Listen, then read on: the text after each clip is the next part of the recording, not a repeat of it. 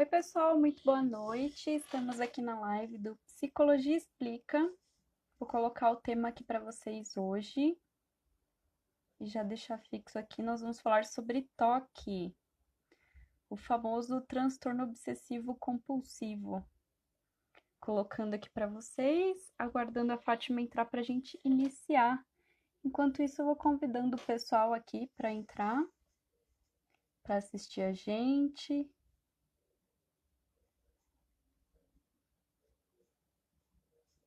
Começar a convidar a galera aqui.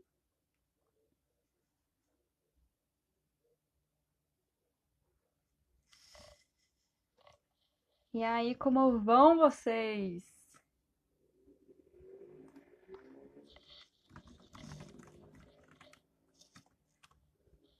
Só esperando aqui a Fátima entrar para a gente iniciar, né? Nós vamos falar então hoje sobre transtorno obsessivo compulsivo. É um transtorno muito delicado, bem cheio de nuances, né? Então é muito bom que a gente fale sobre esse assunto, até porque muito do transtorno obsessivo compulsivo não é tão clássico quanto parece, assim, né? Não é só aquela questão de. Então a gente vai hoje detalhar aqui para vocês. Se vocês gostam desse tema, conhecem pessoas que precisam desse tema, já entra no envelope aqui embaixo, já vai mandando para todo mundo essa live que vai ser ótima, né, Fátima? Oi, pessoal, tudo bem? Essa live promete. Existe A aí live muita. vai. É um tema interessante de se falar, né? Como a gente até colocou lá quando a gente anunciou. Muitas pessoas acham que toque é só ter uma mania, ou se Uhum. aquela pessoa. É parecido com o perfeccionismo, né, Lê? Que É, gosta de tudo então. muito certinho, mas não é. É uma patologia que merece muito respeito, né? E que merece nossa atenção aí também. O pessoalzinho tá chegando. Já mandei o convite aí pra galera entrando também, né? Vou mandar também aqui nos meus. Isso, aí vai facilitando pra gente aqui. E você estava falando, né, Fátima, do toque, né, como algo que às vezes as pessoas acham que sabem o que é, mas não sabem o que é e tudo mais. E eu estava vendo uns números da Organização Mundial de Saúde e fiquei até que bem surpresa, assim, né? Porque eu achei que o toque era mais raro. Apesar de ter Não. o setor prevalência, né, no nosso DSM, né? É um setor que eu tenho pouca atenção, eu tenho que confessar, né? E aí eu estava vendo, né, que o toque afeta aproximadamente aí 4 milhões de brasileiros, então é Número grande. bem grande o número, né? E ela está entre as 10 maiores causas de incapacitação, de acordo com a Organização Mundial de Saúde. Também achei um É dado isso aí. muito relevante, né? Porque, de fato, o toque é muito limitador, assim, né? Limita muito o que a gente pode fazer, né? E aí, Fátima, né? A Exatamente. gente E que eu meio acho que deu. que tem esse nuance aí entre a nossa percepção de número, é que é uma doença meio velada, né?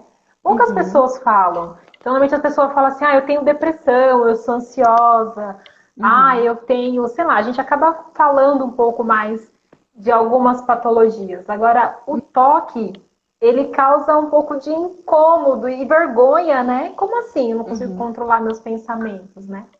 Então, uhum. por isso, talvez que a gente não tenha noção do tamanho, né, da quantidade de pessoas que sofrem com esse transtorno. É. E é até engraçado, né? Essa questão de controlar pensamentos, né? A gente que é da cognitiva, a gente abomina o controle do pensamento, né? Porque a gente sabe que não Não dá, né? existe, não tem como, né, você controlar o pensamento, né? O importante é o que você faz com ele depois e tudo mais, né? Como que você ressignifica ele, ou É, como você dá ou não atenção para ele, porque tem isso também, né? Eu costumo muito é, dizer que a nossa mente é uma televisão que fica ligada lá e começa a passar de tudo. E aí você fala, bom, vou prestar atenção nisso, ou vou prestar atenção naquilo. E o resto exato. você só deixa passar, né? Você não precisa pegar para você e consumir e tudo mais. Mas, né, Fátima, a gente precisa dizer para as pessoas o que é o toque, quais são os sintomas, é, que tipo de público ele atinge, o que você.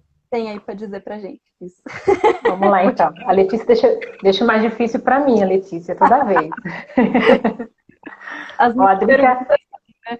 O que significa a sigla TOC? eu odeio essas perguntas de prova, sabe? Não gosto, mas vamos lá, né?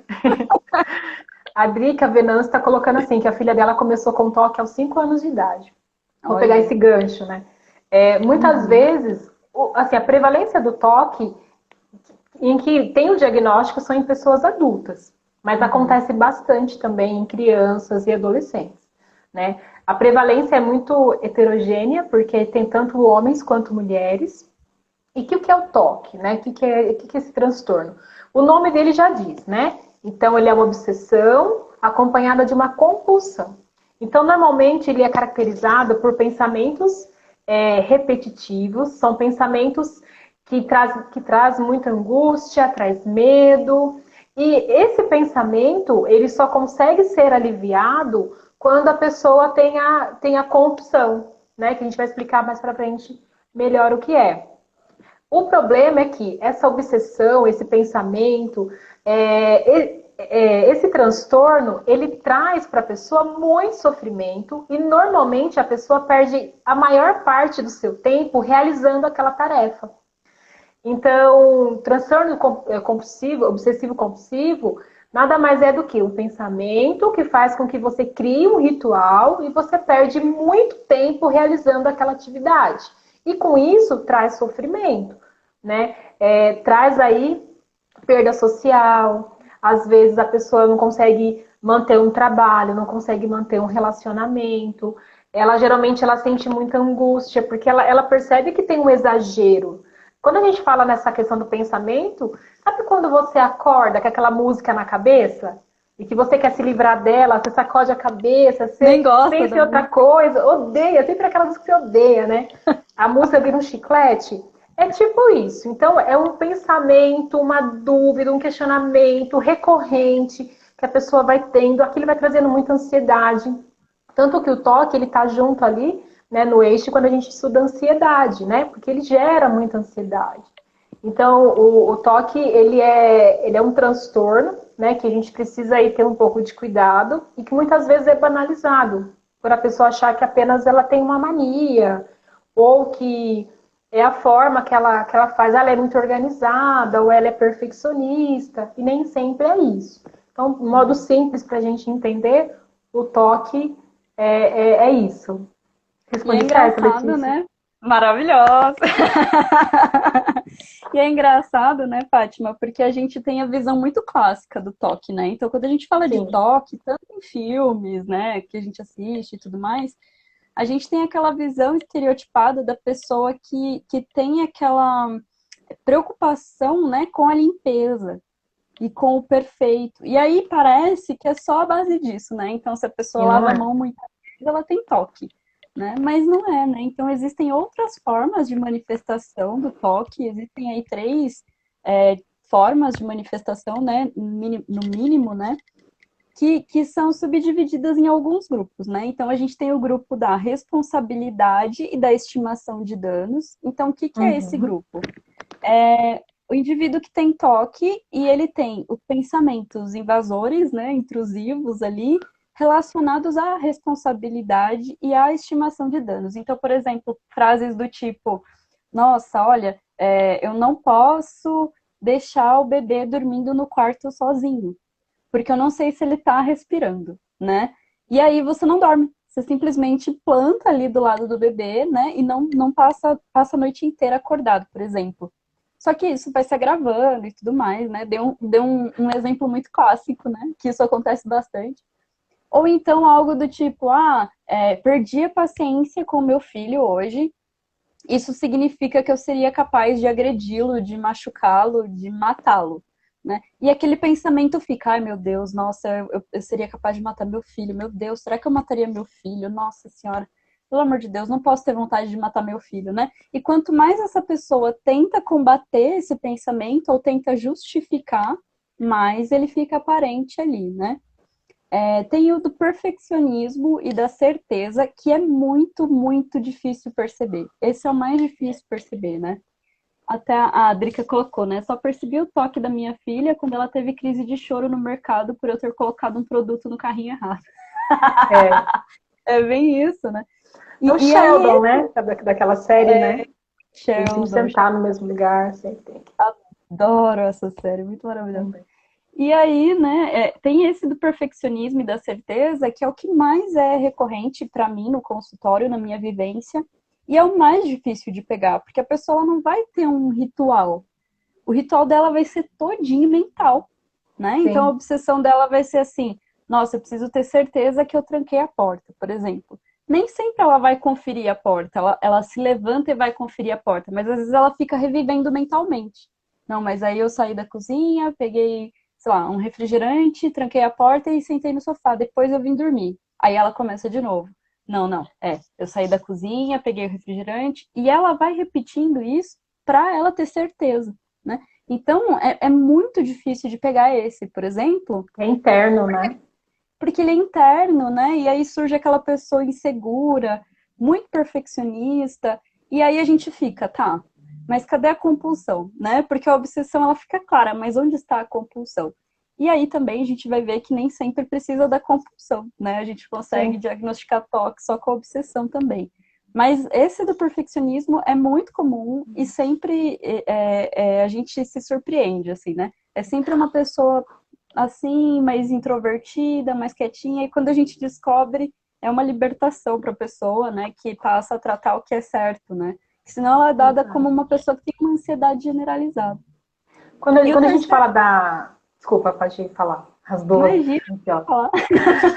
Quando você fala da obsessão, é interessante porque existe essa questão do pensamento, mas também tem uma questão de imagens que a pessoa vai vendo, que nem você falou, né? Ela Uhum, consegue ver ela passando ali na cozinha, confirmando se ela checando, né, se ela realmente fechou a porta ou não.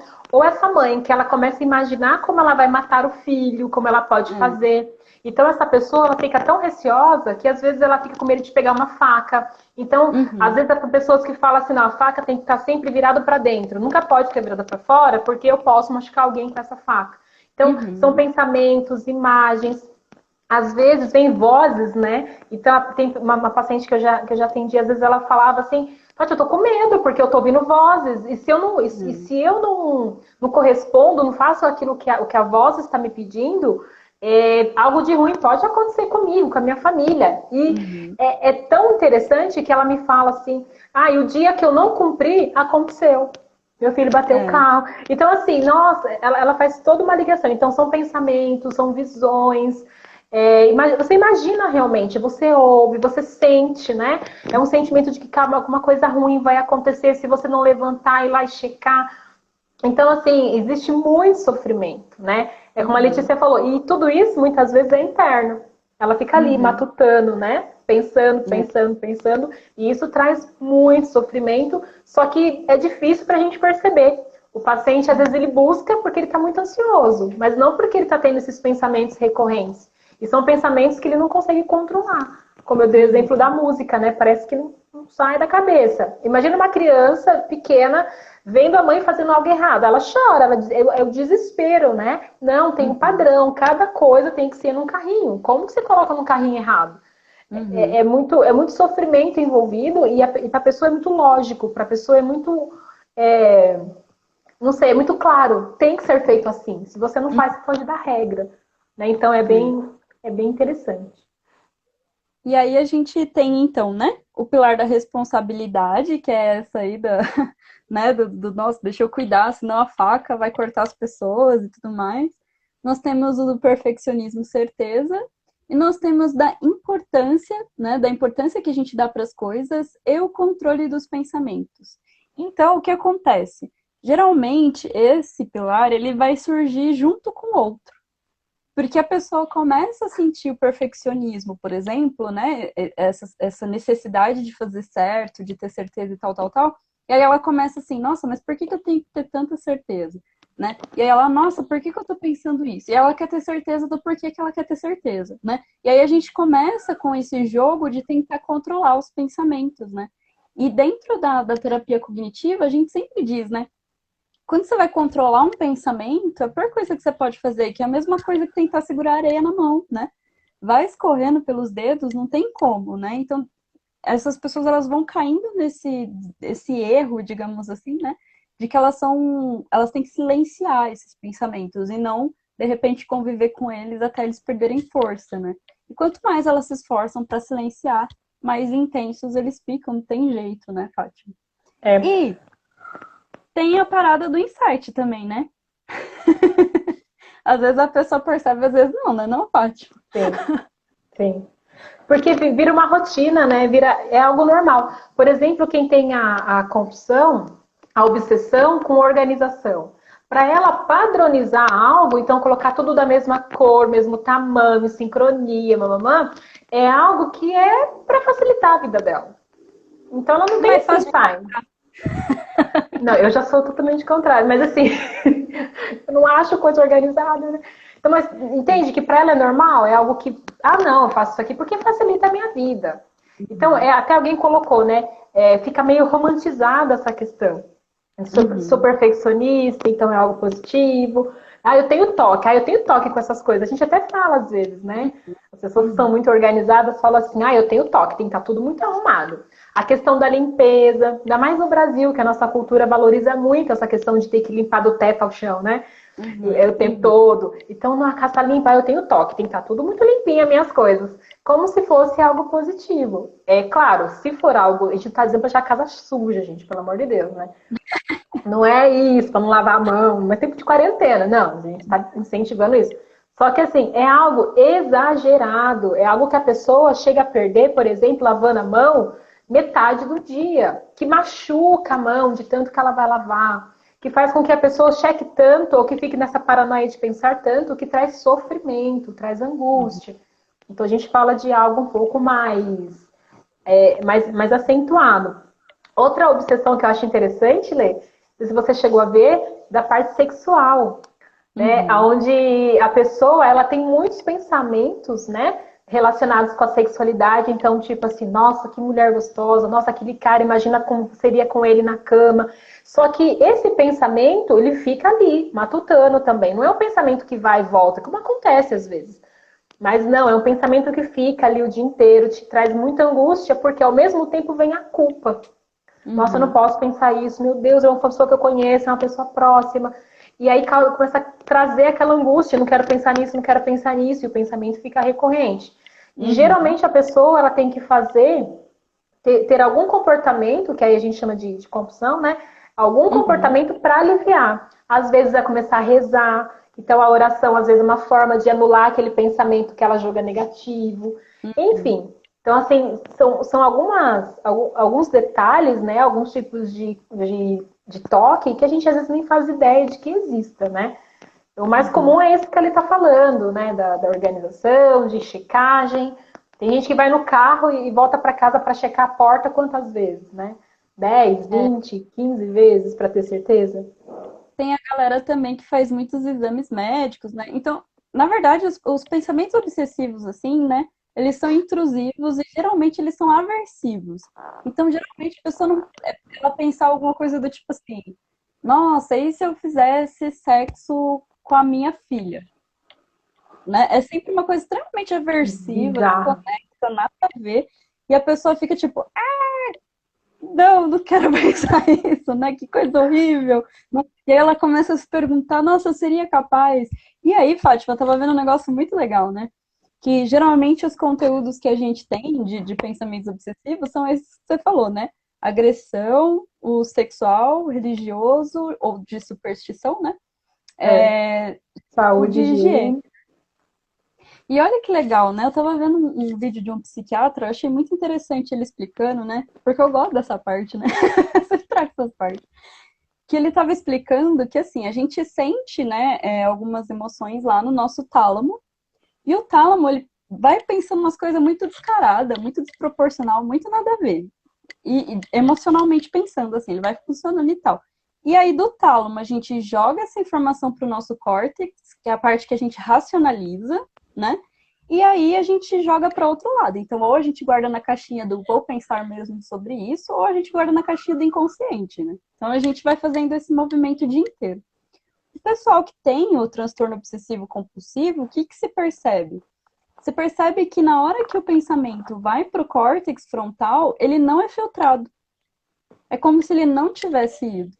E aí ele fica fazendo esse looping, né? Então, em vez dele ser racionalizado e jogado para algum lugar, não. Ele fica fazendo esse looping. Então, esses pensamentos, esse tipo de sintoma que a gente tem, muitas vezes ele pode ser biológico, né? Ele pode ser aí genético, entre outras explicações. E por isso que muitas vezes a gente precisa usar os inibidores lá, né?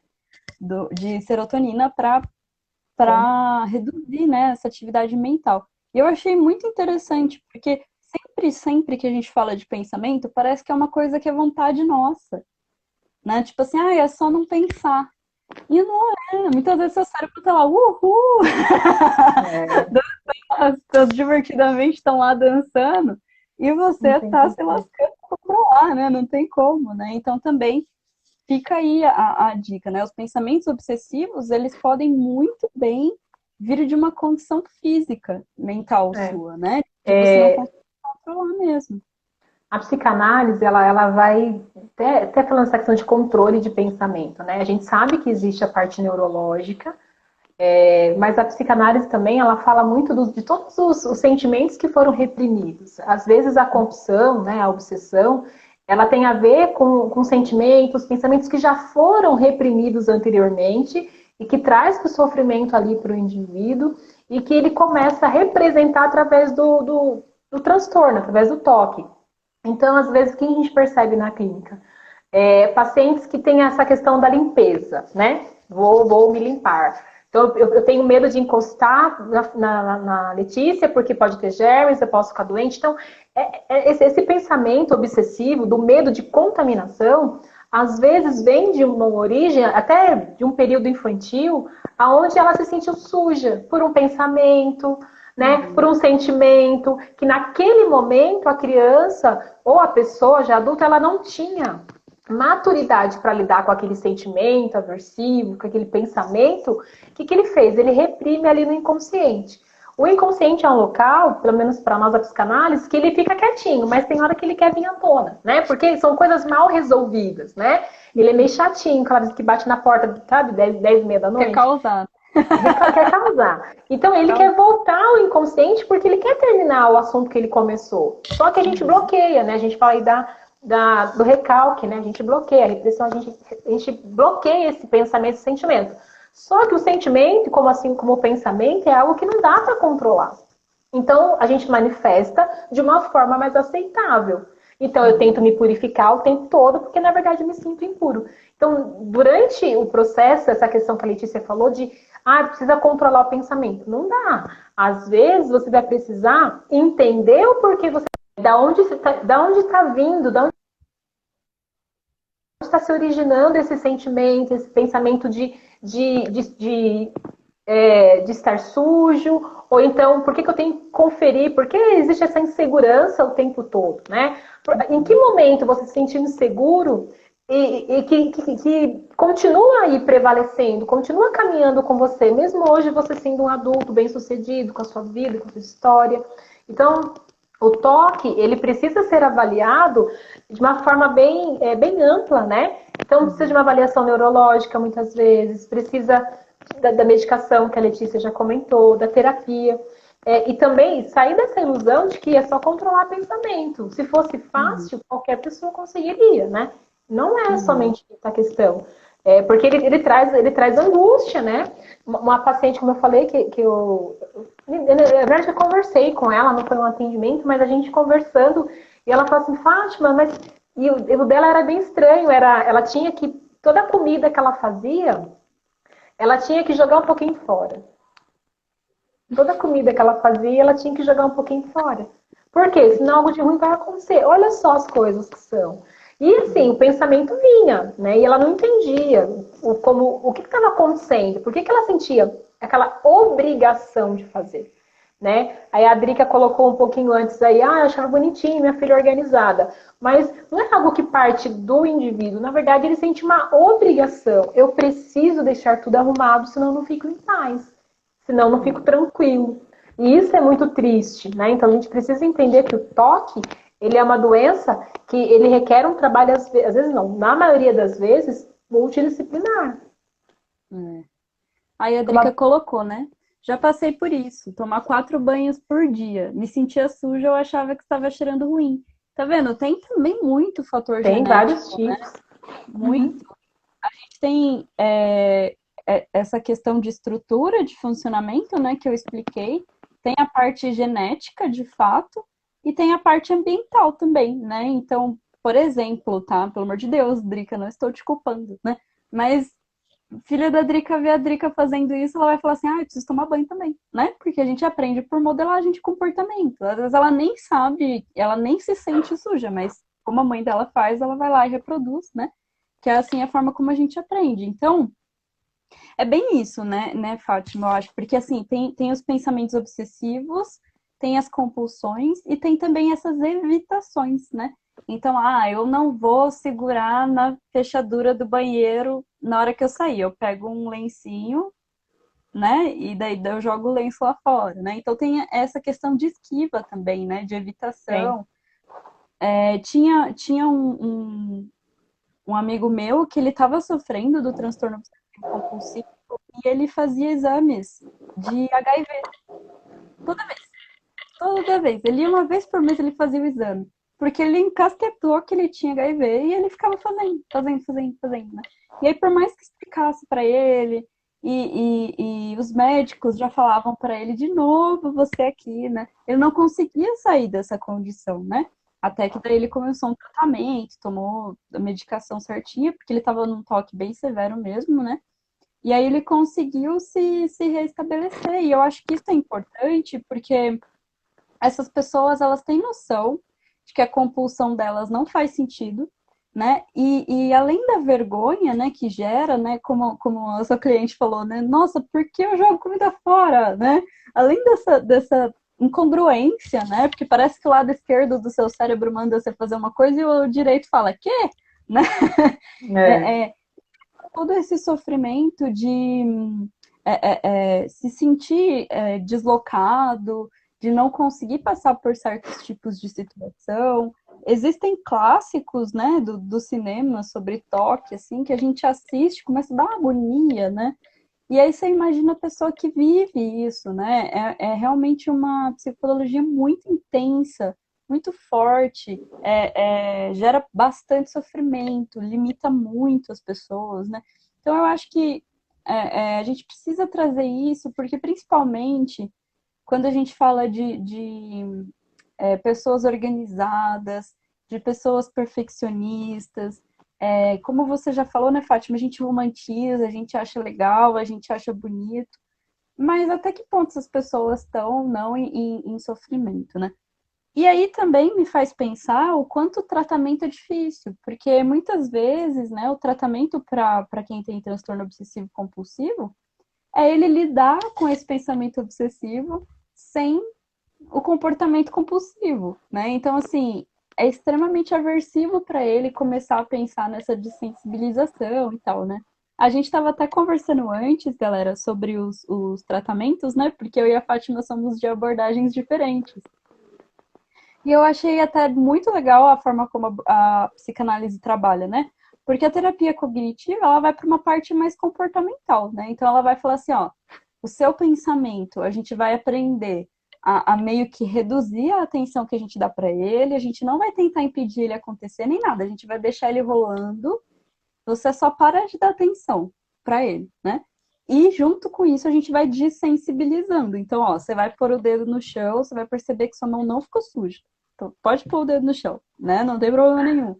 E essa desensibilização, que a gente faz também com fobias, nem sempre é fácil, né? A pessoa sofre, porque até ela perceber que depois que ela fez realmente não aconteceu nada de errado, é doloroso para ela fazer, né? Para ela se colocar no papel de fazer. Então, muitas vezes a gente não tem uma aderência muito legal ao tratamento, né? E tudo mais. Apesar que a medicação ajuda muito a reduzir, né? A pessoa começa a se propor a realmente enfrentar, né? Ter essa relação de enfrentamento. Mas na psicanálise é diferente, né, Fátima? A gente vai focar mais na origem desse pensamento, né? Então, por exemplo, se a pessoa ela tem uma questão de checagem, então a gente vai entender o que realmente ela está buscando, né? Por que ela se sente tão insegura? Que nem eu dei exemplo, a pessoa que se sente suja. Claro que isso não é uma verdade absoluta, porque a psicanálise ela vai avaliar a história de cada pessoa. E a gente vai trabalhar com os desejos, né? Que desejos foram reprimidos? Porque, ó, vou dar um exemplo super, super bobo, só para a gente entender. Às vezes, por exemplo, quando criança, uma idade bem infantil mesmo, né? 4, 5 anos, sei lá. Digamos que o seu pai te diz um não, sua mãe te diz um não. A vontade que seus pais morram é algo natural. Quem nunca desejou, né? Falar, não queria mais ter pai, não queria mais ter mãe. Esse sentimento, ao mesmo tempo que esse pensamento vem, esse desejo, é um desejo. E a criança ela é muito pura no seu desejo. Quando ela deseja, deseja mesmo. Quando a criança fala, não gosto de você, não gosto de você. Então, esse desejo, ao mesmo tempo que vem, ele é reprimido. Tipo, como assim você quer que seu pai morra? Não pode. Que menino feio, que sujo, né? Não fala sujo, mas fala que feio, não pode fazer isso, não. Aquele sentimento é reprimido. Ao invés de ajudar a criança a lidar com esse desejo, né? Como a gente ajuda uma criança a lidar com o desejo? Mostrando para ela que tá tudo bem a gente sentir isso. Mas que com o passar do tempo ela vai entender a função do pai, da mãe na vida dela, por que eles disseram aquilo, enfim. Mas isso não é muitas vezes bem resolvido. A criança internaliza como ela sendo algo como se ela tivesse um desejo ruim. O ruim pode ser sujo, pode ser pecaminoso, pode ser, enfim, várias coisas. E pode ser que futuramente ela tenha aí um transtorno que a puna, né? Porque ela sente culpa por tudo aquilo. Claro que é um exemplo, não é que é sempre isso, né? Mas assim, só pra gente entender. Então a psicanálise vai atrás desse conteúdo. Então vamos lá, vamos tentar entender quando começou, o que você realmente está buscando, checagem mesmo. Tem também as pessoas que são acumuladoras, né? Então tudo elas guardam, tem dificuldade de jogar as coisas fora. Chega um momento que a casa tá cheio de entulho, de coisas que não servem para nada. Tá, o que você está buscando? Né? O que você quer preencher com tudo isso? Então, a psicanálise, a gente vai tentar entender o motivo. Ao mesmo tempo, a gente também faz um pouco de dessensibilização, né? Só que é um pouco diferente. A gente vai fazer com que a pessoa aprenda a lidar com aquele pensamento. Por exemplo, se eu não jogar a comida fora, meu filho vai morrer. Tá, vamos tentar um dia? Seu filho tá bem, tá em segurança, tem algum motivo para ele morrer, ele tá em casa com você. Então faz naquele dia que ele tá em casa. Tenta não jogar fora, ver o que acontece. Né? E você vai ser uma pessoa que é apenas um pensamento. E que um pensamento, ele vem e ele vai. Né? Até a Letícia falou da questão de dar atenção. Um pensamento, às vezes, pela atenção que você dá a ele, ele cresce. Por isso que a gente às vezes está falando uma coisa e a gente esquece, porque a gente não está dando atenção para aquele pensamento, né? Enfim, e cada abordagem vai trabalhar de uma forma. E cada pessoa a gente trabalha de uma forma. Tem pessoas que eu preciso primeiro trabalhar a dessensibilização. Não vou conseguir chegar lá atrás porque ele não vai dar conta. Pessoas que conseguem. Então a gente precisa saber que existe uma variedade enorme de formas de tratar uma pessoa. Porque o ser humano é muito único. Cada pessoa tem uma história, né? Cada pessoa tem uma forma de lidar com as coisas. E o psicólogo, ele vai no ritmo do seu paciente, né? Vai respeitando ali a forma que ele quer ser tratado, a forma que ele precisa, a forma que ele consegue, né, se desenrolar melhor. Pelo menos eu trabalho dessa forma. A minha linha de pensamento é a psicanálise, mas quando eu estou ali com o meu paciente, eu vou na demanda dele. Não tem como eu forçar uma associação livre se o paciente não tem esse costume, se é uma pessoa que não gosta de falar tanto, né? Então a gente muda o método de tratamento. Então é mais ou menos assim. Mas o mais importante é isso, a gente saber que você não pode menosprezar algo que te está trazendo sofrimento. Se traz sofrimento, né, Letícia? Precisa buscar Tem que tratamento. tratar. E é muito louco, né? Porque você estava falando aí de pensamento, e é bem isso, né? Uma das coisas que a gente aborda muito na cognitiva é que um pensamento não é um fato. Geralmente, quem tem transtorno obsessivo compulsivo, ele trata o pensamento dele como um fato. Não tem uma outra lógica possível, né? Então, se eu não jogar a comida fora, meu filho vai morrer, fato. né? E aí a Exato. gente vai mostrando que não é, né? Que os pensamentos não são fatídicos, né? Que a gente consegue é, é, é, desensibilizar isso também, né? E é igual você falou mesmo, né? Quando a gente fala de sensibilização, é sempre no ritmo da pessoa, né? Não tem como. A pessoa tem horror, sei lá, a deixar a mão melada de açúcar. Não vou fazer ela botar a mão numa calda e falar, aguenta aí, engole choro, né? A gente não vai fazer isso, né? Mas devagarzinho ali, a gente vai ajudando, né? A A Drica pergunta da colocou. Drica. E quando a pessoa fala demais, como eu? Vixe, eu não sei ajudar, Drica. É porque a gente fala demais também, então. Então, aí é difícil, né? A gente tem que entender o que que é esse fala demais, quando que fala demais, né? Quem E o disse que que que é é demais, demais para você, né? O que que é demais né? para você, Bebê? Explica melhor esse demais. Está escrito que é demais, né? Então, também É, eu acho que esses tipos de psicopatologias que a gente está trazendo, né? A gente trouxe o transtorno afetivo bipolar, né? O transtorno bipolar.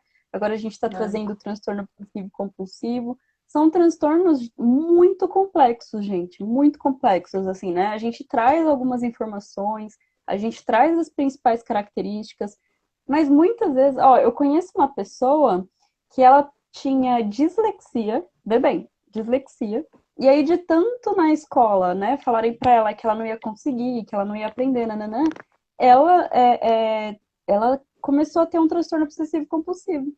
Porque daí tudo que ela ia fazer, ela não conseguia fazer, porque não estava perfeito, porque isso, porque aquilo, né? Então, muitas vezes, transtornos mais elaborados, eles vêm com comorbidades, né? Ou eles vêm muito confundidos, né? Então, às vezes a pessoa fala, ah, eu sou ansiosa, aí quando você vai ver, não é ansiedade, né? Ou a pessoa fala, ah, eu sou deprimida, quando você vai ver, não é depressão, né? Quando você vai ver a ansiedade ou a depressão, naquele caso, é um sintoma, né? Não é. E é muito difícil, porque as pessoas elas vão procurar ajuda com um diagnóstico pronto, né? Então, eu É. falo até que para a gente é difícil, eu imagino para o psiquiatra, por exemplo, né? Que o cliente para na frente dele e fala, ah, eu me sinto muito triste. Ele fala, tá, depressão, né? Lógico que ele faz as análises, tudo certinho, né? Mas numa consulta, né, Fátima? É, difícil. Eles são muito Tanto, bons, porque assim, é muito difícil de em uma é, consulta, se a pessoa nunca passou num psicólogo, não tá levando um encaminhamento nem nada, é. ele saber direito o que acontece, porque muitas vezes nem a própria pessoa sabe direito o que É, acontece, né? eu vou pegar até o gancho da Dri, que ela falou assim, né? Eu falo demais. O que a gente o que a gente precisa entender é que a ideia é que as pessoas não tenham rótulos, né? Então, falar demais, Drica, não é um defeito, na verdade é uma personalidade, é um jeito, é o seu jeito, enfim. O que a gente vai avaliar é quando esse a mais ele traz sofrimento. Ele Uhum, traz prejuízo para três partes da sua vida. Então, o seu trabalho, os seus relacionamentos e o sofrimento emocional. Se não uhum, tem isso, é a sua personalidade, é o seu jeito de ser. Você é mais comunicativa, enfim, tem mais coisa para falar que as outras pessoas. É isso que precisa pensar. Quando a gente fala aqui também dessas características do toque, por exemplo, a checagem. Tem pessoas que, para sair de casa, ela volta para ver se desligou o gás, se trancou a porta, se fechou a janela. A gente está falando de pessoas que voltam 20 vezes. De uhum, pessoas que perdem o compromisso. Não é aquela pessoa que chega no carro e fica assim, cara, será que eu fechei a porta? Que volta uma ou duas vezes para checar. A gente está falando de pessoas que voltam 10, 20 vezes. A gente está falando de pessoas que, por exemplo, que andando na rua, se encontra na calçada, sei lá, um papel vermelho, ela tem que voltar todo o caminho dela até em casa e recomeçar. A gente está falando de pessoas que, quando entram numa porta de um restaurante, precisa sair pela mesma porta. E se tem lugares que é rotativo, né? Que você entra por um e sai pelo outro. Aquilo causa muito sofrimento a ponto da pessoa chorar, como a Bia colocou da filha dela. Então, uhum, assim, a gente precisa entender o que a gente está falando aqui são comportamentos que são exagerados, extremamente exagerados. Né? uhum. Se você percebe que às vezes você esquece se desligou a luz ou não e levanta para ver, tá tudo bem. Isso a gente acontece. Tem nome isso, né? Tá ficando, Uhum. né? É a idade, é o estresse, é muita coisa para fazer. Isso é normal, gente. Tamo junto aí, né, Letícia? É Tamo junto. verdade. O problema é quando isso ele vai trazer para você um sofrimento e te atrapalha na sua vida. Lavar as mãos, que tem pessoas que ferem. Imagina agora nessa pandemia, Letícia, que tem que lavar a mão toda hora. Nossa, falando isso com a Nayara hoje mais cedo, né? Gente, Porque deve agora estar sofrendo liberou, né? muito as pessoas. Sofrimento que só, né? Não, eu E penso assim, na aí, questão de lavar a mão, o medo de ficar doente. Imagina essas pessoas, elas devem estar pirando, assim, porque hoje a gente tem normal já, né? a gente tem Nesse uma momento, pandemia de verdade. E antes que não, era só da pessoa que espirrava do outro lado, né? A pessoa já assustava, imagina agora. Então traz muito sofrimento. A a Drica Glenda mandou coração perguntou, pra nós. Fala, manda beijo pra Glenda. A Glenda oi, estudou com a Glenda, gente na faculdade. nossa, faz tempo que eu não vejo a Glenda.